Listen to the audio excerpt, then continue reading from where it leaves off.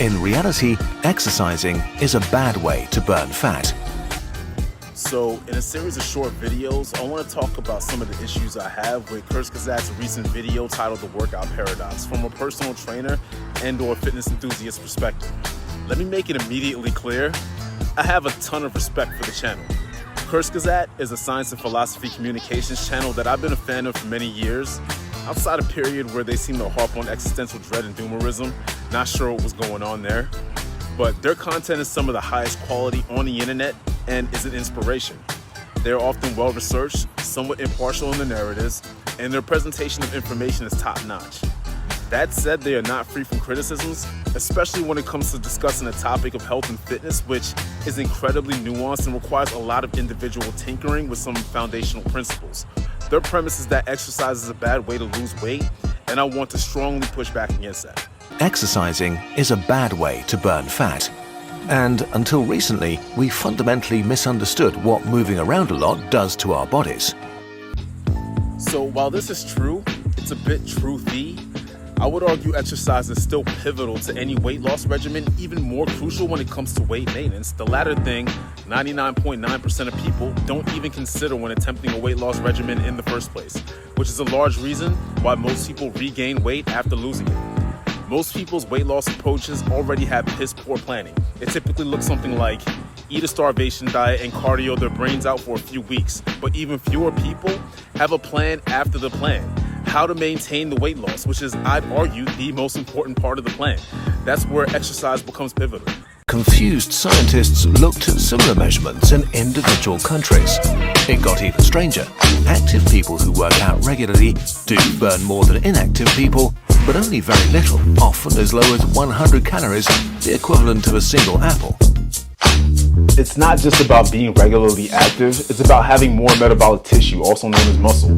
Muscle makes being in a calorie deficit or being in a calorie maintenance much easier in a highly palatable, calorically dense food environment. This is not something that can just be easily dismissed or taken lightly. That doesn't suggest that you can eat whatever you want and maintain a healthy and more aesthetic physique, but it does give you a lot more leeway. A person that is habituated to being active and has a fair amount of metabolic tissue just doesn't have to be as picky about what and how much they eat as often as someone that is sedentary with a lower metabolic tissue composition, allowing them to enjoy much more of what they eat. Active people who work out regularly do burn more than inactive people, but only very little, often as low as 100 calories, the equivalent of a single apple. I would argue that is a very easy bar to hurdle for the average person. This is partly why a good exercise regimen consists of both resistance training, preferably hypertrophy style training, and cardiovascular activity with some relative frequency throughout the week. A person that is above average in terms of cardiovascular health, and remember we're talking about averages, so the general population would skew this average on a point scale of 1 to 100 quite low. You could, with some training, burn 3 to 4 times that amount in any given day with just resistance training alone, equating to a full meal. Your body has a fixed calorie budget it wants to burn per day. Sure, if you want to gain muscles by pumping iron, you also need to eat more to build and sustain them, or your new muscles wither away. But in total, your body keeps your calorie budget per unit of you pretty stable. So this stability aspect is not novel. Your body wants to maintain what's called a homeostasis. This is known. This is why the process of change is so slow and requires such a diligent effort. Gaining muscle and leading an active lifestyle can gear your body towards having a homeostatic equilibrium at a lower body fat set point than at a higher one. Just because your body has an equilibrium that it enjoys right now does not mean that that equilibrium cannot change. In fact, it does in sort of ways that we can't perceive because it happens so slowly. This is why, for example, people age, wrinkle, and die. If you pull on your skin right now and it snaps back to its original form, that's because that's a shock to its homeostatic equilibrium. But as you age, the skin sags, especially if it's not taken care of through means like exercise. That is the macroscopic consequence of a person's homeostatic equilibrium shifting over time. I recommend people reconfigure and recontextualize yo-yo diet. Losing a considerable amount of weight over the long term is generally a form of yo-yo dieting, and weight regain will be part of the process. Next time you embark on your weight loss journey, instead of regaining all of your weight loss because you plateaued or you've regain some pounds, which leaves you frustrated and giving up altogether, you'll just embrace the fact that you will gain some weight back after your initial weight loss phase. Try eating at a deficit until you plateau or the diet becomes unbearable, and then you eat at maintenance for a few weeks. This addresses not just the psychological fatigue of the diet, but gives your body a chance to catch up to its new normal, while allowing you to continue drilling the behavior patterns that are going to aid you in your weight loss goals. Then try again from that new set point. If you do this successfully, you'll likely find that pushing past your previous plateau is a fair bit easier. You should see your fat loss as a process that has fluctuations fitting a downward trend line rather than just being the trend line itself in some one-to-one fashion. And to make matters worse, if you want to lose fat, your body sabotages you in small and big ways. First of all, when you begin to work out regularly, maybe going for a run in the morning, your body may subconsciously make you move less when you don't pay attention. Maybe you take the elevator instead of the stairs, you sit more when you meet your friends, or you sleep longer, largely balancing out your burn again, preventing you from burning much fat. This is known as NEAT, non-exercise activity thermogenesis, and is well known and studied. I briefly talked about it on this channel. Simply knowing NEAT exists goes such a long way in helping you counteract its effects. You continue to take the steps instead of the elevator, you continue to park further from your destination when you go to the grocery store or the gym, and you'll take more sustainable methods of cardio activity such as light jogs or walking over any kind of HIIT style training, etc. Maybe you take the elevator instead of the stairs, you sit more when you meet your friends, or you sleep longer, largely balancing out your burn again, preventing you from burning much fat. Furthermore, sleep is one of the best fat burners there is, ironically, particularly REM sleep. Approximately 20% of your caloric intake is consumed by your brain, as has been mentioned in this video. Your brain is most active during REM stages, which implies that you're going to be burning the most calories during that stage of your sleep. So mentioning sleep specifically here hurts their overall point. Not only that, just being well rested allows you to work out harder, be more focused throughout the day, and is pivotal for hormonal regulations, which can help you avoid cravings that might sabotage your diet. Hormonal regulation of substances like ghrelin and leptin are essential to affecting day-to-day decision making, so good sleep is pivotal for dieting. This is a shock to your system. You actually do burn more calories and lose fat, so you can lose a few kilos or pounds through exercise. But this is very short-lived.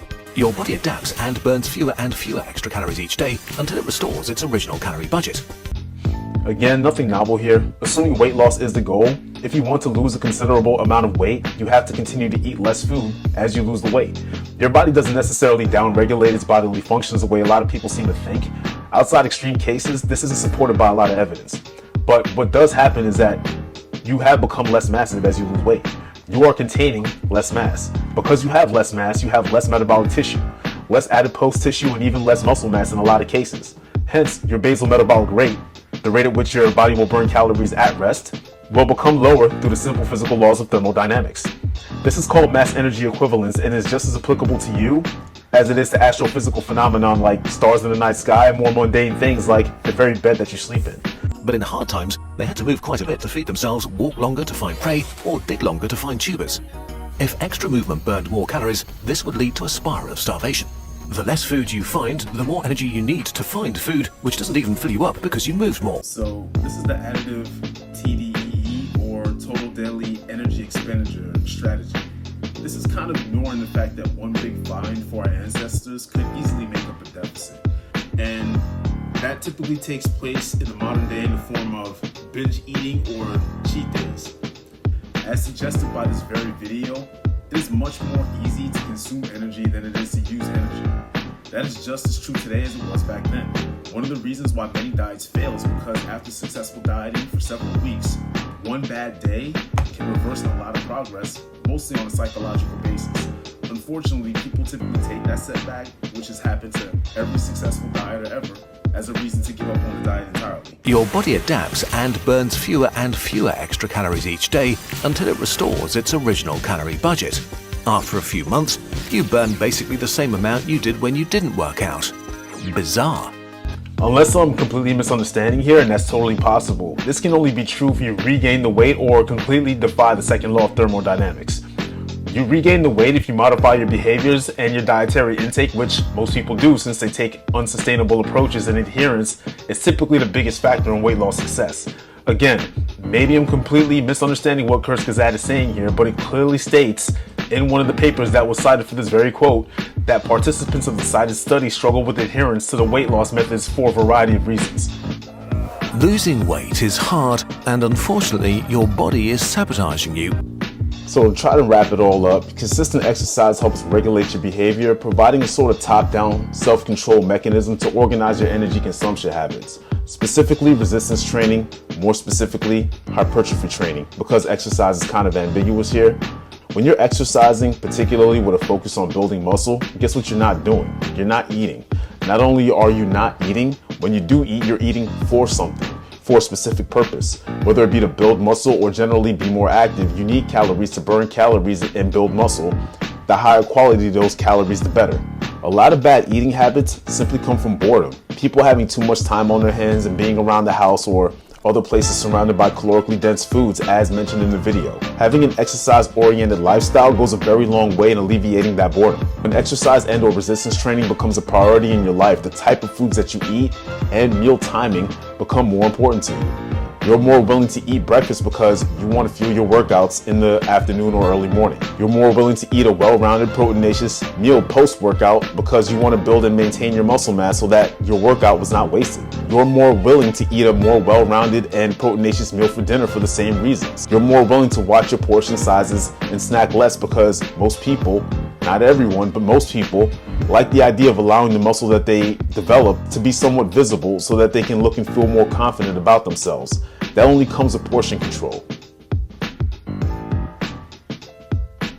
Everyone, and I mean everyone, outside a very specific class of individuals that often have too much muscle, benefits from having more muscle mass and not less muscle mass, especially in regards to aging and quality of life. You're increasing your capacity to consume food without storing an unhealthy amount of body fat by increasing your muscle mass and being continuously active. That is what exercise does for weight loss and weight management. Most people, unfortunately, just don't stick to these plans and behavior patterns long-term enough, which is why it most often doesn't work for them. As I previously mentioned, the process of biological, neurological, physiological, psychological, socio-psychological, and a whole host of other obstacles associated with change can be super slow. Losing a significant amount of weight and keeping that weight off can take months and in some cases years and will come with plateaus and setbacks. So you have to be willing to think long-term and you have to be motivated by something deeper than superficial aesthetic aspirations if you want to succeed. Kurzgesagt mentioned some of the deeper benefits of exercise in this video. If you're someone that wants to live longer with a higher quality of life, feel more confident about themselves, save money on healthcare, stave off genetic diseases like diabetes and various forms of cancers, Alzheimer's, and much, much more, you will likely have more success seeing exercise as a means to address those issues primarily, with any aesthetic improvements as an incidental reward for your commitment to that goal rather than the other way around.